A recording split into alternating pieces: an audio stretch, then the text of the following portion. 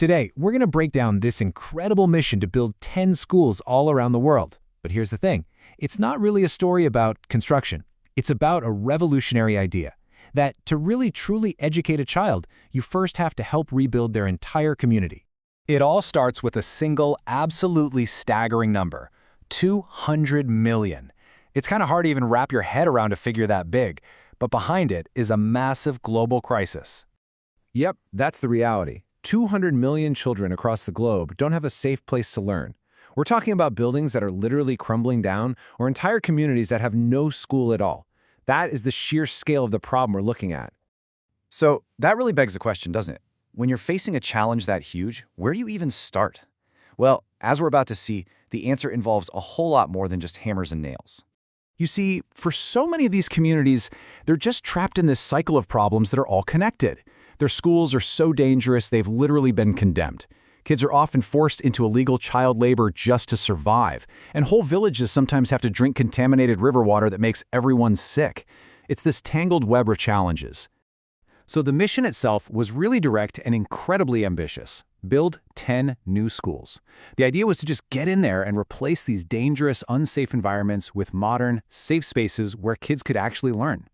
And I mean, just look at this transformation. It's incredible. On the left, that's what a school in Ghana looked like. They called it a rust bucket. So dangerous, it had been condemned. And on the right, that's its replacement.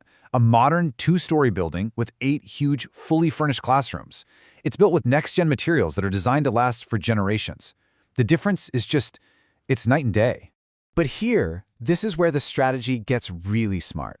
The organizers figured out pretty quickly that just building a new school, well, it isn't enough. I mean, if kids are getting sick from dirty water or they're too hungry to even focus, a brand new building isn't going to have much of an impact. So they came up with this plan for total community support. So they broke it down into these 4 key pillars. And you'll notice they go way beyond the classroom walls. These are the foundational things that need to be in place for education to even have a chance. Let's look at how they tackled each one. And this is how they did it. They didn't just talk about clean water, they actually drilled new wells. They didn't just hope the kids would get a meal, they built full kitchens and funded free lunches for over 5 years. They saw teachers spending 1/3 of their salary just commuting, so you know what? They built them homes right next to the school. And to make sure kids could get there safely, they built new, sturdier bridges and even bought a school bus. The big insight was this: you have to solve the problems around the school to make what happens inside it actually matter. Okay, so you're probably wondering, does a strategy this big, this comprehensive actually work? Let's get into the real-world impact. So the total price tag for these 10 school communities came out to over $3 million. And that is a huge commitment, right? That covers everything from the concrete and steel to the teachers' housing and, yes, 5 years of school lunches. And the payoff for that investment? Well, get this. Over their lifetime, these new schools are projected to educate more than 18,000 students. That's not just a yearly impact. That's a generational one, changing the future for thousands of families. Now this is probably one of my favorite stats from the whole project. At one of the schools, they started a free lunch program a year early. And what happened? Attendance immediately shot up by 10%, and it's still going up. It's such a clear, direct line. You remove a huge barrier like hunger, and more kids show up to learn.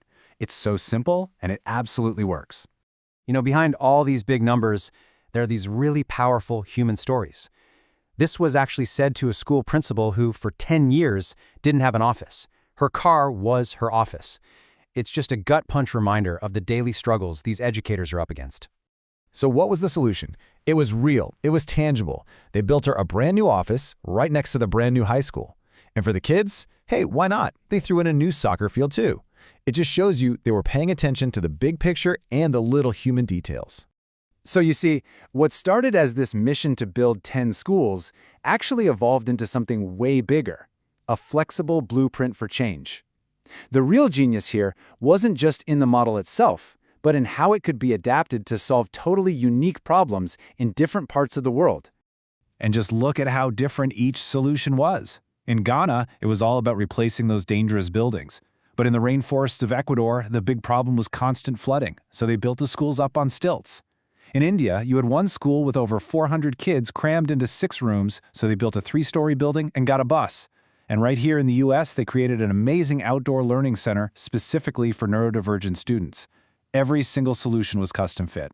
This quote from the team, I think it just says it all. This was never about just hitting a target, checking a box for 10 schools.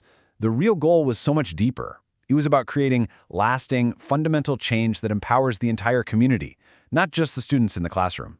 And that leaves us with this one big question to think about. What this project shows us is pretty powerful. It suggests that when you tackle education holistically, when you deal with the water, the food, the housing, the safety, along with the classrooms, you're not just building a school. You're giving a community the actual foundation to build its own future. And that is a blueprint worth paying attention to.